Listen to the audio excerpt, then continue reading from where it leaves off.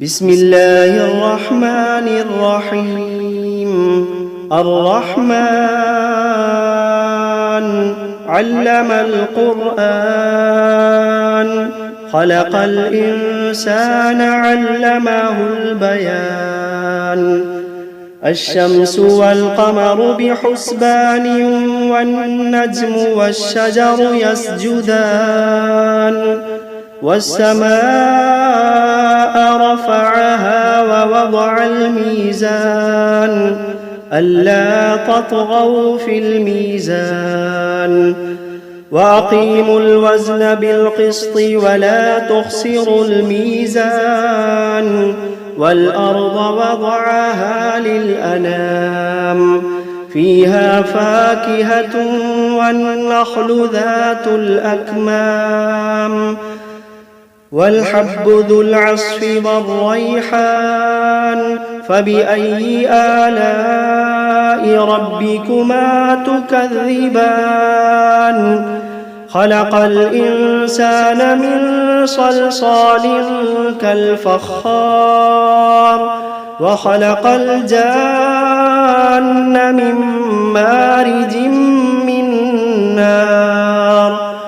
فبأي آلاء ربكما تكذبان؟ رب المشرقين ورب المغربين. فبأي آلاء ربكما تكذبان؟ مرج البحرين يلتقيان، بينهما برزخ لا يبغيان. فبأي آلاء ربكما تكذبان؟ يخرج منهما اللؤلؤ والمرجان. فبأي آلاء ربكما تكذبان؟ وله الجوار المنشآت في البحر كالأعلام. فبأي آلاء ربكما تكذبان؟ كل من عليها فان، ويبقى وجه ربك ذو الجلال والإكرام. فبأي آلاء ربكما تكذبان؟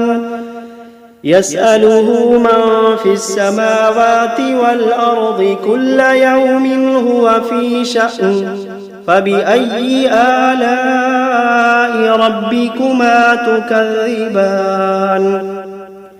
سنفرغ لكم أيها الثقلان. فبأي آلاء ربكما تكذبان؟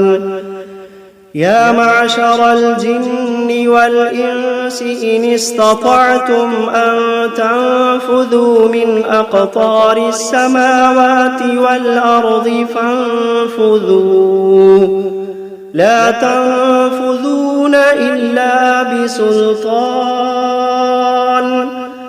فبأي آلاء ربكما تكذبان؟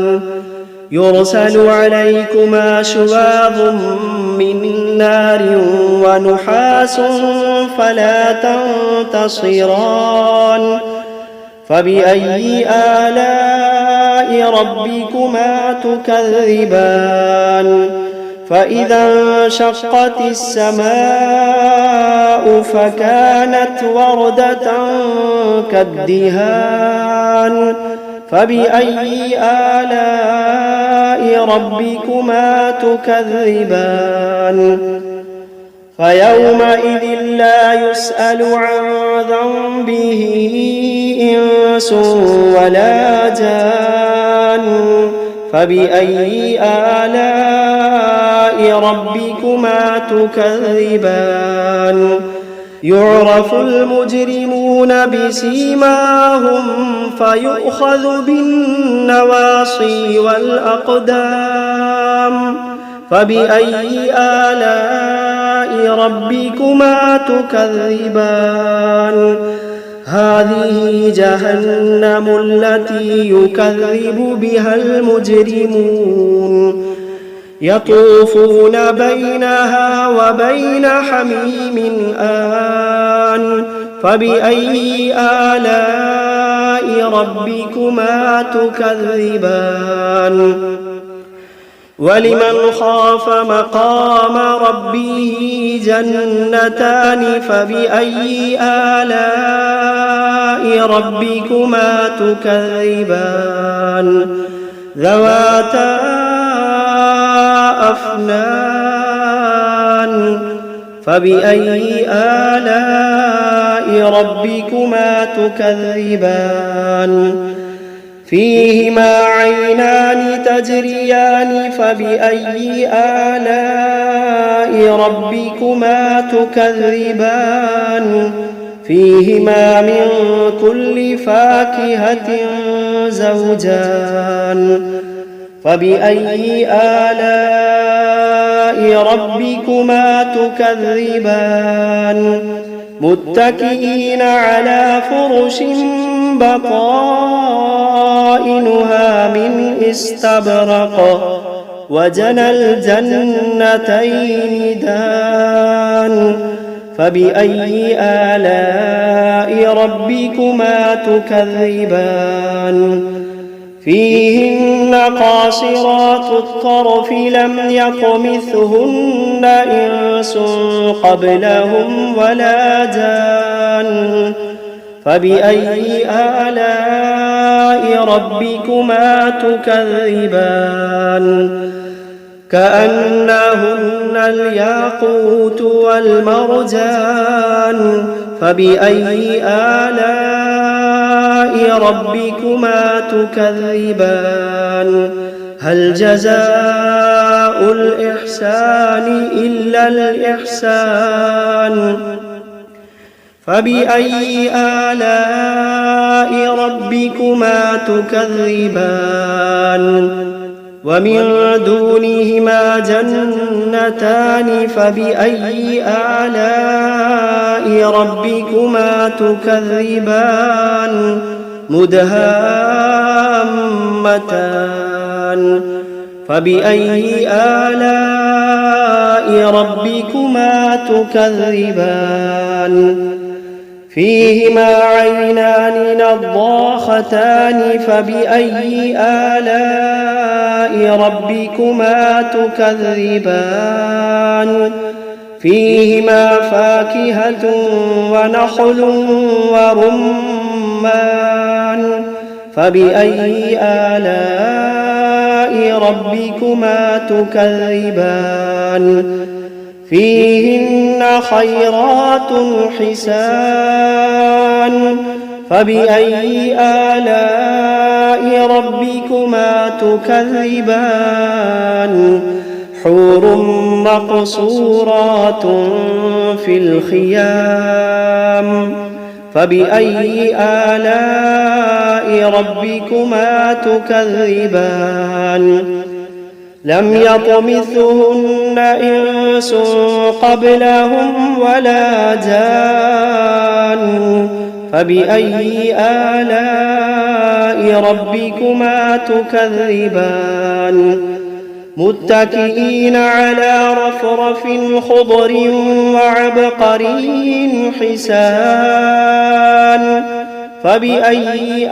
آلاء ربكما تكذبان تبارك اسم ربك ذي الجلال والإكرام بسم الله الرحمن الرحيم تبارك الذي بيده الملك وهو على كل شيء قدير الذي خلق الموت والحياة ليبلوكم أيكم أحسن عملا وهو العزيز الغفور الذي خلق 7 سماوات طباقا ما ترى في خلق الرحمن من تفاوت فارجع البصر هل ترى من فطور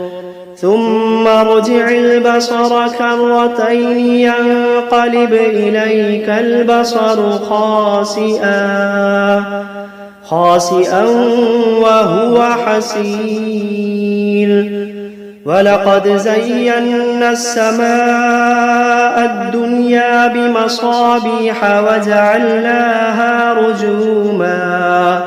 وجعلناها رجوما للشياطين وأعتدنا لهم عذاب السعير وللذين كفروا بربهم عذاب جهنم وبئس المصير إذا ألقوا فيها سمعوا لها شهيقا وهي تفور تكاد تميز من الغيظ كلما ألقي فيها فوج سألهم خزنتها ألم يأتكم نذير قالوا بلى قد جاءنا نذير فكذبنا وقلنا ما نزل الله من شيء إن أنتم إلا في ضلال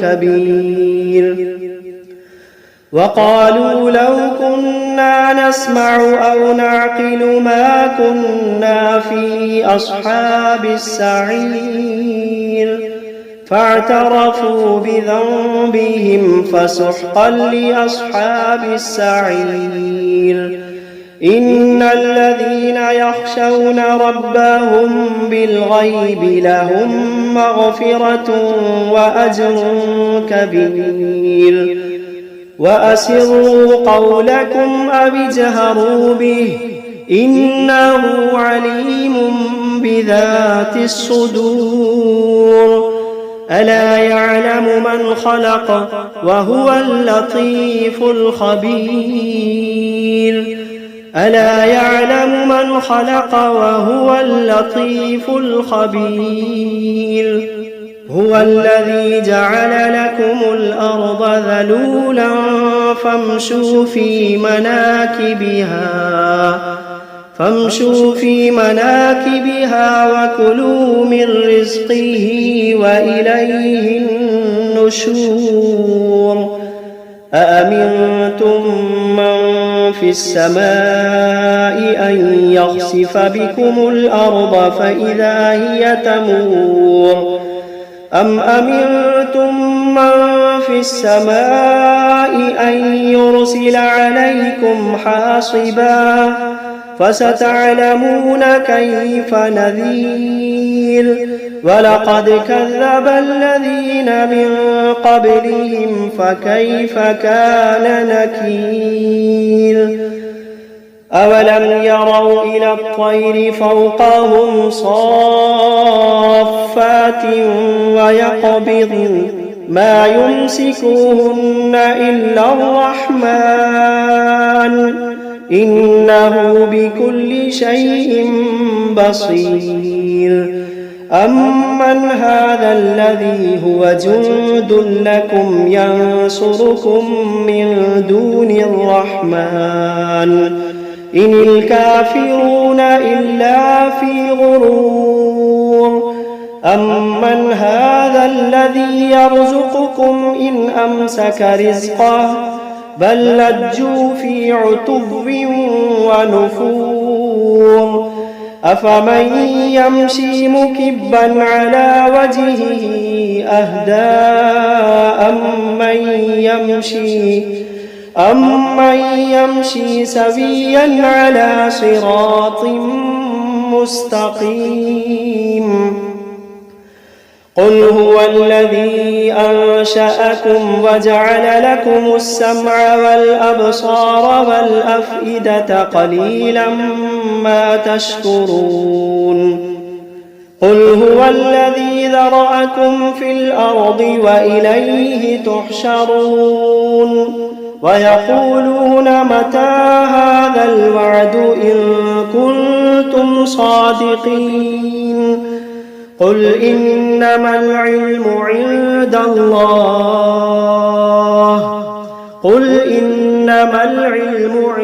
الله وإنما أنا نذير مبين فلما رأوه زلفة سيئت وجوه الذين كفروا وقيل هذا الذي كنتم به تدعون قل أرأيتم إن أهلكني الله ومن معي أو رحمنا فمن يجير الكافرين من عذاب أليم قل هو الرحمن آمنا به وعليه توكلنا فستعلمون من هو في ضلال مبين قل أرأيتم إن أصبح ماؤكم غورا فمن يأتيكم بماء معين بسم الله الرحمن الرحيم قل أوحي إلي أنه استمع نفر من الجن فقالوا إنا سمعنا قرآنا عجبا يهدي إلى الرشد فآمنا به ولن نشرك بربنا أحدا وأنه تعالى جد ربنا ما اتخذ صاحبة ولا ولدا وأنه كان يقول سفيهنا على الله شططا وأنا ظننا أن لن تقول الإنس والجن على الله كذبا وأنه كان رجال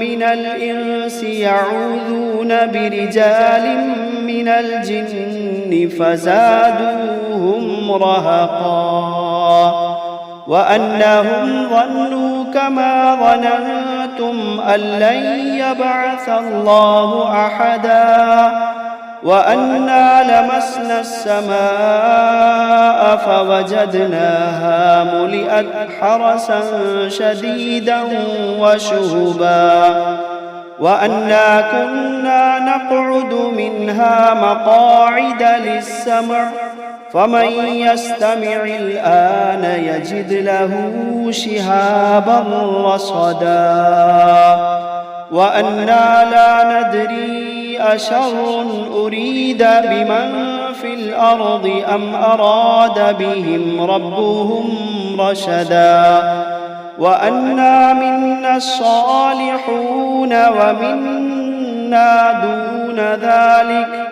كنا طرائق قددا وأنا ظننا أن لن نعجز الله في الأرض ولن نعجزه هربا وأنا لما سمعنا الهدى آمنا به فمن يؤمن بربه فلا يخاف بخسا ولا رهقا وأنا منا المسلمون ومنا القاسطون فمن أسلم فأولئك تحروا رشدا وأما القاسطون فكانوا لجهنم حطبا وأن لو استقاموا على الطريقة لأسقيناهم ماء غدقا لنفتنهم فيه ومن يعرض عن ذكر ربه يسلكه عذابا صعدا وأن المساجد لله فلا تدعوا مع الله أحدا وأنه لما قام عبد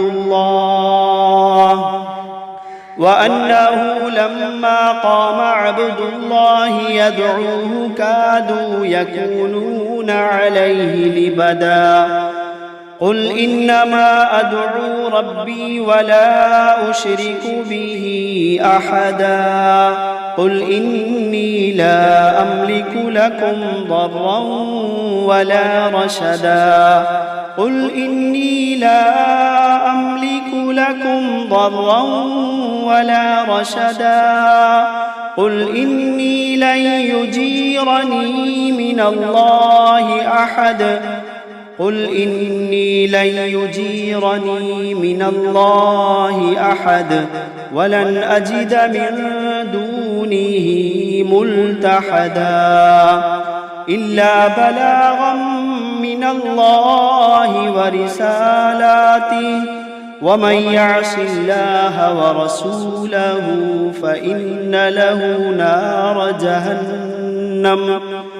ومن يعص الله ورسوله فإن له نار جهنم خالدين فيها أبدا حتى إذا رأوا ما يوعدون فسيعلمون من أضعف ناصرا وأقل عددا قل إن أدري أقريب ما توعدون أم يجعل له ربي أمدا عالم الغيب فلا يظهر على غيبه أحدا إلا من ارتضى من رسول فإنه يسلك من بين يديه ومن خلفه رصدا ليعلم أن قد أبلغوا رسالات ربهم وأحاط بما لديهم وأحصى كل شيء عددا.